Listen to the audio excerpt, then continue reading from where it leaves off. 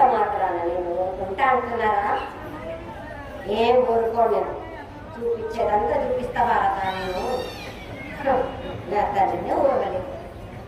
నేను ఊరుకుంటానని ఎట్లా అనుకున్నావు బాలక? ఎట్లా అనుకోలేదమ్మా, అందరూ సుఖపడుతున్నారు. నీ దగ్గరకు వచ్చే వరకు ప్రతి సంవత్సరం ఆ జాగ విషయంలో ముందు ఉన్న చెట్ల విషయంలో ఏది నీ గుళ్ళ పనులు అయితేనేవమ్మా, ఆ జాగ అట్లనే ఆగిపోతున్నా. జాగ గురించి ఏమైనా మార్గం చెప్పండి కమిటీ మెంబర్లకి. ఇచ్చిందని చూసి చూసి ఒక్కసారి చేస్తావా? మన దగ్గర బాబు కొంచెం ఈ సంవత్సరంలో ఆడపిల్లలకి మంచి సంతానం కలగాలి, మంచి ఉత్పత్తి జరగాలమ్మా. సంతానం కలిగేటప్పుడు కూడా దృఢత్వంగా మంచి శరీరంతో అమ్మాయి కానీ అబ్బాయి కానీ పుట్టే విధంగా ఏం చెయ్యాలో అది కూడా చెప్పమ్మా. మొదటి సంతానం నా పేరు నా మళ్ళీ ఏడుగా తప్పనిసరిగా ప్రతి పుణ్యానికి నల్లపోచమ్మ దేవాలయంలో అన్నదాన కార్యక్రమం కానీ లేదంటే హోమాలు కానీ ఏదైనా తలపెట్టాలని చెప్పేసి నీ అనుగ్రహం చేత అనుకుంటున్నారమ్మా. దానికి కూడా నువ్వు శక్తి ఇవ్వాలి, దాని మార్గాన్ని కూడా ఏదో చెప్పాలి.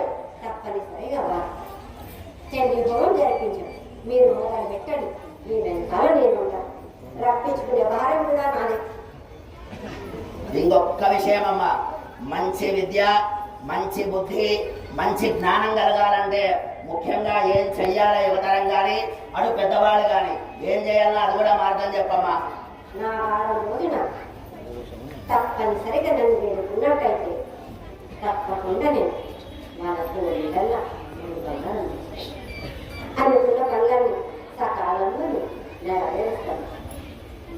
ఈ గుళ్ళ లేదా మీ కోరికల్లా కొన్ని వదలను మనసులో పెట్టుకోను, ఏదో ఒకటి పెట్టుకోను.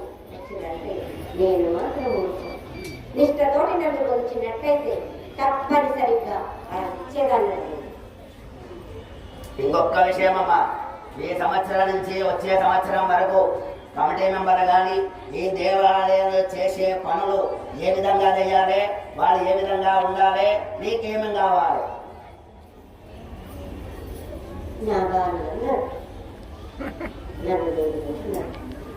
నాకు సేవ చేసుకోండి. చుక్కలు మాత్రం తీరాలి.